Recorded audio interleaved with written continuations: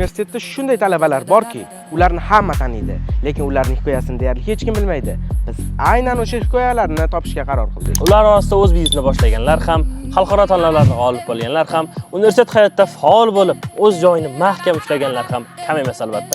Ammo lekin biroq biz ularning faqatgina natijasini ko'ramiz.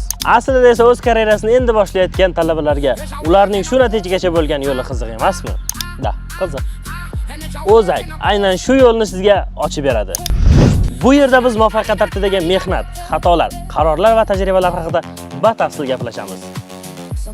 Chunki aynan bitta insonning hikoyasi ikkinchisini fikr qilishga undashi mumkin. Agar siz ham universitetdagi eng qiziqarli hikoyalarni birinchilardan bo'lib eshitishni istasangiz, bizni kuzatishda davom eting. Eng kuchli suhbatlar hali oldinda. Aytgancha, O'zak o'zlikni topish nuqtasi.